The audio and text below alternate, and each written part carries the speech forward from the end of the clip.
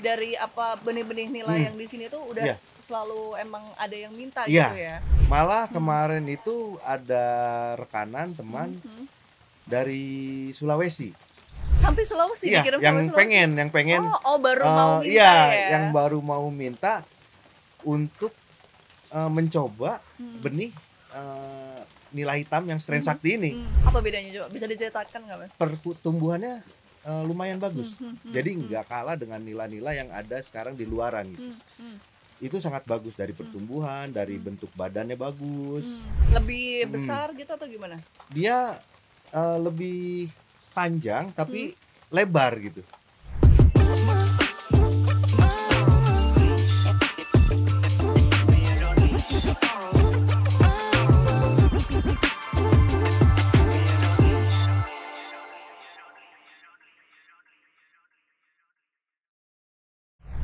Halo sahabat Bari, apa kabar? Ketemu lagi dengan saya Reni Aramsari dalam podcast Aqua. Ayo kupas aquaculture, persembahan Direktorat Jenderal Perikanan Budidaya. Podcast ini akan membahas sejumlah topik menarik tentunya seputar perikanan budidaya. Selamat mendengarkan podcast Aqua. Ya sahabat Bari, podcast kali ini berbeda dari biasanya. Kalau biasanya kita berbincang-bincang tuh di studio, kali ini kita langsung berada di kolam budidaya ikan bersama dengan pelaku budidaya muda, ada Mas Widi. Iya. Mas Widi, apa kabar? Baik. Sehat dan semangat ya, Mas? Selalu semangat. Mas Widi ini adalah pelaku budidaya dari Kota Bogor ya. Betul. Ini masih muda tapi nggak memilih untuk kerja di kantor, malah milih di kolam ikan. Di kolam ikan. Kenapa tuh, Mas? Jadi pertama sih pasti kita hobi dulu sih, Mbak. Kita main ikan itu kita pertama hobi. Dari hobi ini yang bisa menghasilkan cuan, menghasilkan uang gitu. Nah, dari situ sih awalnya. Nah, di sini kita kebetulan dengan teman-teman yang milenial semua di sini. Oh, milenial semua? Iya, teman-teman keren kita di ya. sini milenial gitu. Jadi masih pemuda-pemuda di lingkungan sekitar di sini.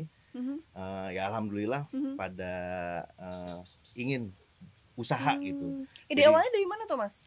Ide awalnya kita dulu itu tahun 2010 kita mulai di sini. Udah 14 tahun ya? Ya, kurang lebih. 2010 itu ya saya, teman-teman yang lain masih banyak yang masih kuliah, ada yang baru beres sekolah, ada yang kerja juga tapi pengen menambah penghasilan gitu. Nah, tercetuslah kita hobinya dulu di ikan gitu. Jadi ya udahlah kita bareng-bareng semua di sini. Iseng-iseng dulu awalnya. Awalnya iseng-iseng gitu. Awalnya iseng-iseng sama teman-teman yang lain. Ya alhamdulillah jadi seperti ini sekarang gitu. Itu awalnya gimana tuh, Mas? Maksudnya patungan dulu kah atau gimana tuh? Iya. Sebagian ada yang patungan, kita baru 3 kolam kita dulu itu. Awal mulai itu kita 3 kolam. Dulu kita langsung di di sini, langsung iya, di tempat langsung ini di ya? sini. Oh, oke. Ya kebetulan alhamdulillah kalau lahannya udah ada, jadi tinggal kita kasarnya menyiapkan mental, Mbak. Jadi di budidaya butuh ikan keberanian ini, ya. betul, di budidaya ini kan kita usaha dengan makhluk hidup, Mbak. Jadi ya mental kita tuh harus benar-benar kuat gitu. Apalagi makhluk hidup kan ya terkendalanya banyak ya, rintangannya ada cuaca, ada emang dari makhluk hidupnya yang kurang sehat gitu, kematian kayak gitu-gitu. Kalau untuk komunitasnya sendiri yang dipilih untuk dibudidayakan di sini tuh apa? Dari awal sampai sekarang. Kita dulu di sini 2010 itu awalnya main di lele. Main di lele. Lele, kita pembenihan lele. Dari pembenihan lele ada ikan hias kita pernah, ikan hias cuman lamanya di lele kita. Lele itu dulu dari 2010 kurang lebih sampai 2021. Boleh diceritain Lele, nggak dulu tuh katakanlah untuk memulai dulu kan berarti budidaya lele dulu ya? Iya. Itu modalnya apa aja dulu waktu itu? Berapa dan apa aja? Dulu itu awal modal kita main lele nggak gede sih, Mbak. Jadi karena kita pakai kolam terpal dan di pembenihan, kalau pembenihan kan emang modalnya nggak terlalu besar gitu. Jadi dulu seingat saya sekitar di 2 juta, 3 juta gitu. 2 jutaan dulu, ya? Iya, 2 jutaan dulu gitu. Cuman kalau sekarang sih ya lumayan gitu. Karena udah berkembang, udah muter berkembang, ya. alhamdulillah gitu. Dulu lele. Lele. Kalau sekarang apa tuh? Sekarang kita fokus di pembenihan nila, Mbak. Nila. Iya. Kenapa berubah dari lele ke nila? Jadi saya dari 2010 sampai Hmm. 2021 Hmm. itu main di pembenihan awalnya. Hmm. Hmm. Pembenihan itu lele itu dari dulu sampai sekarang harganya ya mohon maaf nggak Hmm. naik-naik Mbak. Oh kalau lele waktu Iya, itu. harga benih Oh tapi iya. harga pakan naik Hmm. terus. Oh, I see. Iya. Berarti bisa dikatakan buat Mas Widi dan teman-teman ngerasanya Hmm. lebih menguntungkan kalau budidaya nila Iya, begitu. betul. Hmm. Jadi kita dulu ya lele sama nila kurang lebih sama. Per siklusnya itu kurang lebih 3 bulan di pembenihan. Tapi dengan harganya itu jauh dengan nila gitu. Oh, oke. Jadi makanya kita dari dulu sampai sekarang emang nila itu udah ada. Cuman dulu itu nila bisa dibilang ikannya ikan sayur ada yang bilang malah. Jadi ikan yang murah lah gitu. Tapi alhamdulillah sekarang itu nila malah jadi bisa dibilang primadona air tawar. Oh gitu. Iya, lagi banyak yang sedang mengembangkan usaha budidaya ikan nila gitu. Nah, kenapa kita sekarang ke pembenihan? Karena dulu itu kita nyoba pembesaran. Jadi pembesaran ini terkendalanya kalau di nila ini salah satunya dari benih, Mbak. Jadi benihnya banyak yang punya, tapi yang berkualitas. Yang berkualitas itu susah. Jadi makanya kita mencoba karena dulu kita basicnya di pembenihan, ya udah kita kenapa enggak kita ke pembenihan lagi, fokus di pembenihan gitu. Oh, kalau saya dengar tadi ini kelompok budidayanya tuh udah anggotanya sekarang udah lumayan banyak ya? Iya. Itu berapa orang tuh Mas, bisa diceritain dikit? Sekarang kurang lebih 10 orang, Mbak. Oh, 10 orang. Dari sebelumnya ada 3 tadi ya? Sebelumnya ya 3 orang. Jadi waktu awal kan kita belum berkelompok, Mbak. Jadi belum, ya cuman teman-teman yang benar-benar mau usaha budidaya, tapi sekarang ya alhamdulillah nambah. Dan ini tetangga semua atau gimana tuh? Iya, pemuda lingkungan di sini semua, Mbak. Oh, berarti bisa jadi menyerap lapangan kerja pemuda di sini juga gitu Ya, ya saat ini alhamdulillah. Malah kita sekarang ya ke generasi yang di bawah kita juga sedikit kita ajarkan cara budidaya gitu ke generasi Gen Z ya gitu. Kalau ini jadi pakai sistem apa sih Mas ini di belakang ini? Kalau ini kita budidayanya dengan sistem intensif sih Mbak. Intensif. Apa tuh? Jadi intensif itu kan banyak faktor ya, kita dari pakannya yang berkualitas, dari cara budidayanya yang supaya ikannya itu nyaman gitu. Jadi nggak sembarangan kita usaha di ikan ini. Kalau kita sembarangan itu malah bahaya Mbak, malah bisa jadi bumerang buat kita sendiri gitu. Jadi kita harus benar-benar agak lebih teliti lah di budidaya ini gitu. Kalau ini katakanlah namanya kolam apa nih? Ini kan ada kolam yang bentuknya lingkaran, ada kolam yang bentuknya kotak-kotak berjejer. Ini pakai material apa nih? Ini karena di sini kita pakai kolam terpal, Mbak. Nah, kalau kolam terpal kan kalau bentuk ada yang bulat, ada yang kotak. Tapi kita jatuhnya bak kolam terpal gitu. Karena kalau bikin sendiri atau sendiri? Oh, luar biasa. Iya, nah itu. Idenya dari mana berarti? Idenya sih kita yang ngelihat di teman-teman yang lain lah salah satunya, cuman kita mengembangkan sendiri. Dan alhamdulillah sampai sekarang pun kita bisa menambah penambahan lagi buat warga sekitar di sini. Saya itu jadi bisa mengadakan sarana prasarana juga. Oh, jadi membantu membuatkan wadah-wadah seperti ini gitu ya? Ada yang mau bikin, mau budidaya, kita membantu sarana dan prasarana. Nah, yang ngebantu itu ya teman-teman kita semua di sini. Jadi pemuda-pemuda kita di lingkungan kita di sini gitu. Positif banget ya berarti kalau nongkrong-nongkrong gitu bahasnya ini mau bikin apa lagi nih di kolam ini gitu ya. Ini buatan orang pemuda-pemuda sini berarti. Iya, kalau kolam terpalnya kita punya bikin sendiri gitu. Cuman kalau yang fiber kan di sini ada kolam terpal, ada kolam fiber. Nah, kalau yang fiber ini kita masih beli lah. Jadi belum ini. Saya lihat kalau ini jadinya katakanlah bisa memanfaatkan ruang ya berarti ya kalau kayak gini ya. Iya. Jadi kayak katakanlah ruangannya nggak begitu luas pun bisa dibuat yang seperti ini ya. Ini bisa jadi inspirasi nih buat sahabat Bahari kalau ada yang mau mulai budidaya ikan gitu ya. Itu dengan wadah-wadah seperti ini kayaknya sangat memungkinkan. Apalagi gitu kita sekarang kan menggunakan metode intensif dan kalau pembesaran kita menggunakan metode bioflok gitu. Nah, apa tuh metode bioflok? Bioflok ini ya singkatnya lah ya. Jadi dia mengurai kotoran ikan yang tadinya bisa menjadi amoniak atau racun. Jadi dia diurai menjadi yang tidak beracun. Bakterinya jadi tidak beracun gitu. Si vlognya, si kotorannya itu jadi tidak beracun. Diurai oleh bakteri. Nah, bakteri inilah yang membuat si amoniaknya ini hilang, si racunnya ini hilang. Nah, salah satu keuntungannya kita dengan menggunakan intensif bioflok ini, itu kita punya lahan sedikit, jadi bisa lebih maksimal produksinya. Dan lebih ini ya, ikannya katakanlah jadi lebih sehat. Lebih gitu sehat, ya? jadi nggak ada namanya ikan itu bau tanah, Mbak.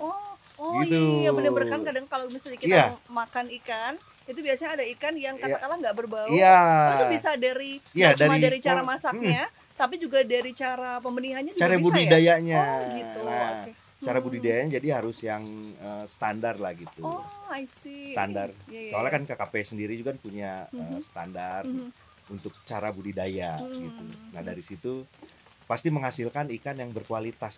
Mas Widi, kalau di sini itu kolam-kolam ikannya memang hanya di pembenihan atau sampai pembesaran juga? Kalau untuk kolam-kolam yang seperti ini ya? Kalau kolam seperti ini sebenarnya kita bisa pakai untuk pembenihan, bisa untuk pakai pembesaran. Oh, bisa dua-duanya? Bisa dua-duanya. Cuman kan nanti ada standar-standarnya ya. Kalau pembesaran itu, kalau dengan metode intensif bioflok itu dia minimal di 80 cm tinggi airnya. Nah, kalau di pembenihan sekitar airnya di 60 sampai 50 cukup. Nah, sekarang yang kita kerjakan di sini, kita budidaya di sini itu di pembenihan, di pemijahan dan pendederan juga. Oke, jadi Mas Widi fokusnya di pembenihan. Pembenihan. Ya? Oh, oke. Kenapa kan, milihnya di pembenihan aja?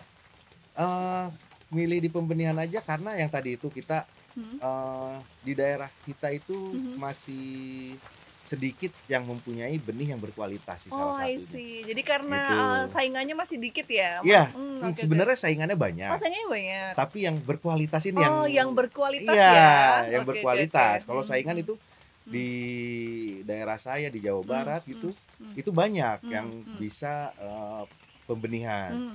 Tapi kan kita mencoba mencari yang berkualitas. Nah, kenapa benih-benih yang di sini bisa disebut lebih berkualitas? Katakanlah pembedanya apa tuh? Nah, jadi kenapa kita sebut di sini benih berkualitas? Karena kita mempunyai sertifikat. Jadi dari KKP juga mempunyai standar. Dan standar itu nanti mengeluarkan sertifikat. Nah, sertifikatnya ini namanya CPIB. Cara pembenihan ikan yang baik. Nah, nanti dari situ keluarlah pasti menghasilkan benih yang berkualitas karena di situ ada standar-standarnya yang harus kita jaga gitu. Nah, salah satunya yang harus kita jaga itu genetik dari ikannya. Itu harus jelas genetiknya. Nah, kebetulan kita genetiknya itu yang nila hitam itu nila hitam strain yang sakti yang terbaru. Itu apa katakanlah indukannya dapat dari Balai Sukabumi. Dari Balai Besar. Berarti KKP ya? Dari KKP ya? Wih, luar biasa. Makanya ada standar-standarnya. Nah, salah satunya dari genetiknya itu kita harus jelas ngambilnya di KKP di Balai Besar Sukabumi. Itu dari awal Mas Widi membudidayakan ikan nila, itu memang dari awal benihnya dari KKP atau awalnya gimana tuh? Enggak. Jadi kita dulu beli larva itu kita dulu waktu pembenihan kita beli larva ya. Awal-awal kita beli larva. Nah, ketika kita beli larva ini itu lumayan tuh. Jadi kehidupannya survival rate-nya itu rendah. I see. Nah, misalkan gitu kita beli 100.000 ekor larva. Nah, itu paling bagus itu sekitar di 20 sampai 30.000 yang jadi. Yang jadi benih survival rate-nya masih rendah. Masih rendah. Pas awal-awal. Terus kok katakanlah bisa mendapatkan benih sakti dari KKP itu gimana ceritanya? Apakah Mas Widi yang datang ke balai atau dihubungi atau seperti apa? Ya, dari sebenarnya saya datang ke balai waktu itu. Mengajukan. Dapat informasinya dari mana? Siapa tahu sahabat Bahari itu kan ada yang kepo, dulu kok bisa dapat? Ya, dari teman-teman juga informasi kalau mau langsung aja coba ke balai. Nanti balai di Sukabumi. Balai Sukabumi itu. Karena kita di Bogor yang terdekat di Balai Besar Air Tawar Sukabumi. Gitu. Nah, saya berkunjung ke sana. Berkunjung. Ya, mengajukanlah bantuan calon induk waktu itu. Nah, calon induk. Jadi ketika kita masih mempunyai larva yang beli, sambil membesarkan yang calon induk itu, yang strain nila sakti itu. Gitu. Terus bedanya apa tuh Mas waktu itu yang dirasakan? Perbedaannya yang pasti itu dari survival rate-nya itu lebih Berasa tinggi. banget ya, Mas, Berasa ya? banget. Oh, Karena I see. kita yang membijakan sendiri. Jadi kita tahu dari kualitas indukannya, cara budidaya indukannya, cara pemijahannya, kita tahu. Jadi apalagi yang paling utama itu kalau di nila, kalau benih kita harus tahu umur si ikannya. Nah, ketika umur ikannya muda, otomatis ikan ini dia cepat besar nanti di pembesarannya. Jadi kalau kurang lebih kalau kata ini mah kayak stunting, Mbak. Kalau ikan udah stunting, ikan udah kurus, panjang, wah itu udah susah besar ya. Nah, makanya kita harus tahu cara budidayanya gimana. Nah, dari situ kita biasanya kalau waktu itu kita masih beli larva, itu bisa cuma di 20 sampai 30 ribu dari 100 ribu ekor. Cuma 20 ribu yang bertahan kira-kira ya? Ya, 20 ribu kurang lebih yang bertahan. Nah, ketika kita punya larva sendiri, pemijahan sendiri, itu bisa di 70 sampai 80 ribu larvanya. Jadi ini gitu. ya survival rate-nya naiknya Lebih tinggi, iya. Tinggi ya. Lebih tinggi, makanya ya kita harus tahu di genetiknya juga mungkin lebih bagus karena kan dari balai itu nggak semata-mata cuman ngeluarin calon induk, pasti mereka juga udah ada standar-standar yang agar si pembudidaya ini berhasilnya lebih tinggi. Gitu. Ini jadi kalau misalnya mau ambil calon induk sekarang selalu masih ke sana atau dari calon induknya udah bisa ada diturunkan lagi gitu? Nggak bisa. Kalau calon induk yang kita dari balai itu nggak bisa anakannya dibikin untuk indukan lagi.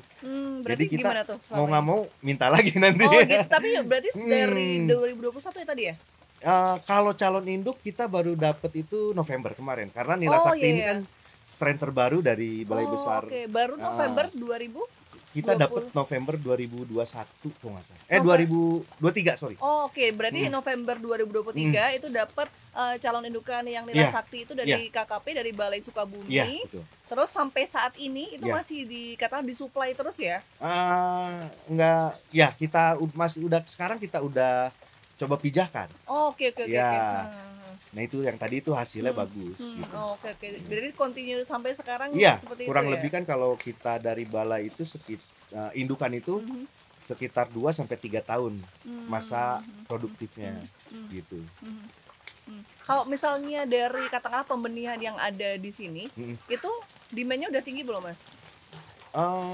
Kalau demand-nya itu udah alhamdulillah sih, Mbak. Udah tinggi. Selalu ada yang minta gitu dari pembenihan di sini. Malah waktu kemarin saya ngirim ke Bandung, ngambil ke Bogor. Berarti keluar kota juga ya? Iya. Kalau fokusnya sih malah di Jabodetabek, tapi ketika di luar kota ada yang minta, kita kirim gitu. Nah, mudah-mudahan sih Januari itu kita pengiriman untuk ke Tasik sih. Ke Tasik? Iya. Berarti selalu katakanlah dari benih-benih nila yang di sini tuh udah selalu emang ada yang minta gitu ya? Malah kemarin itu ada rekanan teman dari Sulawesi. Sampai Sulawesi dikirim yang sampai Sulawesi? yang pengen. Baru mau minta ya? Yang baru mau minta untuk mencoba benih nila hitam yang strain Sakti ini. Karena kan emang baru ya, gitu. Tapi selama ini yang udah pembesaran yang kita udah supply itu sangat bagus. Berarti perkembangannya. Udah gitu. Mas Widi juga sempat lihat pembesarannya. Sudah. Apa bedanya coba? Bisa diceritakan nggak, Mas? Kalau bedanya yang saya lihat ya, kita juga punya, cuman nggak banyak di sini. Itu pertumbuhannya lumayan bagus. Jadi nggak kalah dengan nila-nila yang ada sekarang di luaran gitu. Itu sangat bagus dari pertumbuhan, dari bentuk badannya bagus. Lebih besar gitu atau gimana?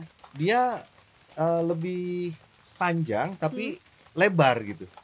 Lebih maksudnya jadi kan kadang nggak cuma panjang, tapi dia lebar. Jadi dibandingkan proporsional gitu kalau katanya gitu. lebih jadi bagus. Kalau dibandingkan sama nila-nila biasa gitu memang dari bahkan secara bentuk udah berbeda ya. Udah beda. Lebih bagus gitu. Lebih besar gitu ya. Berarti gitu. lebih banyak dagingnya katakanlah ya. Betul, lebih banyak dagingnya. Kalau baik untuk pembenihan maupun untuk pembesaran itu lebih menguntungkan dari pembenihan, survival rate-nya tinggi, waktu pembesaran daging ikannya lebih besar begitu ya. Lebih pertumbuhannya sih. Intinya kan kita namanya budidaya kan yang dicari sebenarnya pertumbuhan ya Mbak. Betul sekali. Gitu. Supaya pertumbuhan bagus, otomatis kan kita panennya juga lebih Mhm. bagus, lebih cepat Mhm. gitu. Kalau selama ini selama melakukan budidaya ikan nila ini ya, ini namanya ikan nila apa berarti? Nila hitam strain yang sakti. Nila hitam, Strain jenis Strain? yang sakti. strain sakti Iya, begitu ya. yang Itu terbaru. apa aja tantangan yang pernah dialami selama ini melakukan budidaya ikan nila ini? Ya namanya tantangan, kita kan dulu dari lele ya Mbak. Jatuhnya kita pindah ke nila pasti banyak lah tantangan. Gimana caranya kita pembenihan, pemijahan itu yang biar hasilnya bagus gitu, hasilnya maksimal kayak gitu. Tantangannya banyak, misalkan dari cuaca juga, terus dari kualitas airnya, karena kita di lele sama di nila kan beda. Tantangannya sih banyak sih Mbak sebenarnya. Kalau dari pakan gitu ada tantangan tersendiri nggak? Kalau dari pakan malah di nila ini kita lebih irit sih Mbak. Malah lebih irit, Lebih irit. jauh lebih iritnya Iya. jauh banget. Iya, dengan lele itu dulu kita di lele lumayan pakannya perlu banyak. Berarti bisa Kalau dibilang modalnya jauh lebih kecil ya daripada budidaya Iya. lele ya. Jadi di nila ini emang modalnya lebih kecil, tapi investasi awalnya yang agak lumayan. Di Karena kan mananya tuh? karena kan si nila ini dia membutuhkan kadar oksigen terlarut di airnya tinggi. Jadi Berarti kontrolnya harus ini iya, ya. jadi kita teliti ya? membutuhkan penambahan alat lah gitu, alat supaya kadar oksigennya ini tinggi di dalam air. Ya kita pakai mesin aerasi, mesin blower, gitu-gitu sih. Oh berarti katakanlah yang agak berat di situnya ya? Iya, karena kan kita mainnya intensif Untuk juga. katakanlah Iya. oksigen itu tadi ya. Oksigen Tapi terlarut di dalam air. secara benih, secara survival rate, modal yang lain tuh kecil. Iya. Tapi katakanlah Investasi. keuntungannya besar ya. Iya, keuntungannya lumayan gitu. Besar. Kalau misalnya selain apa ya, tadi kan indukan ini dapat dari Balai Sukabumi. Iya. Tapi kalau dukungan pemerintah yang lain yang dirasakan oleh Mas Widi itu apa? Kalau dukungan pemerintah lain ya alhamdulillah banyak sih yang datang ke sini, ya saya menambah link lah ya, silaturahmi dengan teman-teman dari kementerian gitu. Banyak sih. Berarti ini ya ngecek juga ya kondisinya seperti ngecek. apa, ada kesulitan seperti apa, Iya. begitu ya. Betul. Oke, kalau dari KKP sendiri itu kan sudah menyatakan akan mendukung program swasembada pangan nih Iya. Mas. Berarti katakanlah dari kebutuhan protein terlebih dari ikan ini kan Iya. akan ditingkatkan gitu Mas. Betul. Nah itu gimana tuh Mas? Optimis nggak ini bisa berperan di swasembada pangan itu? Optimis sih Mbak, karena kita bisa menyuplai benih yang berkualitas. Nah, ketika kita menyuplai benih berkualitas kan pastinya ketika pembesaran itu nggak ada yang terlambat kasarnya. Jadi berkembang terus gitu. Nah, biasanya emang kalau di budidaya ini banyak yang sekali yang gagal itu dari benih sih. Makanya kita optimis bisa membantu pemerintah, apalagi teman-teman budidaya untuk bisa menyuplai benih yang berkualitas. Supaya nanti akhirnya ini ya produksi ikan ini juga pasti meningkat ya Iya, dengan adanya pasti benih-benih meningkat.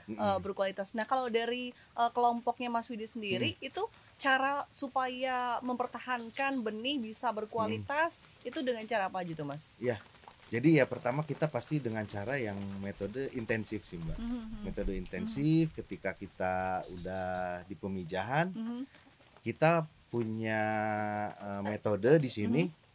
Jadi ketika kita pemijahan jantannya 1, betinanya 3, kita buat masal. Satu kolam itu kurang lebih jantannya 10, betinanya kurang lebih jantannya 30 ekor. Nah nanti ketika hari pertama sampai hari ke-14 itu biasanya mereka itu mijah gitu atau kawin menghasilkan telur. Nah, ketika umur 14 hari si betina ini dia mengerami telur. Nah, ketika Kenapa menggunakan pola seperti itu tuh? Ya, Mas? itu agar kita bisa stabil untuk produksinya, Mbak. Jadi kita dulu ketika nggak pakai metode seperti itu kurang stabil. Jadi ketika udah 2 bulan itu menurun, Mbak. Nah, selain dari Jumlahnya? jumlah Oh, oke, produksi larvanya. Oh, Nah, oke oke. selain kita membuat stabil Mhm. dengan metode itu, Mhm. kita membuat si larva ikan ini dia lebih Mhm. seragam Mhm. karena kita menggunakan teknologi yang inkubator ini, metode Mhm. Mhm. inkubator. Mhm. Jadi telurnya yang kita ambil di dalam Mhm. mulut ikan, Mhm. kita keluarkan, Mhm. nanti kita masukkan ke inkubator atau Mhm. ya kurang lebih kayak seperti kita memanipulasi Mhm. si telur ini di Mhm. dalam Mhm. mulut induk gitu. Jadi Mhm. seperti itu sih Mbak, Mhm. metode yang kita pakai di sini. Mhm. Kalau misalnya ngelihat, katakanlah sahabat bayer ini, anak-anak Mhm. muda ini kan sekarang banyak yang katakanlah, memilih untuk kerja kantoran aja lebih Mhm. jelas gitu-gitu. Nah, apa namanya, ada nggak pesan untuk anak Mhm. muda? Kan biasanya orang kalau misalnya mau mulai, bisnis budidaya itu takut-takut gitu. Betul, Mbak. Nah, itu ada pesan nggak Iya. buat anak-anak muda? Jadi kalau pesan awalnya ketika kita mau budidaya perikanan, Mhm.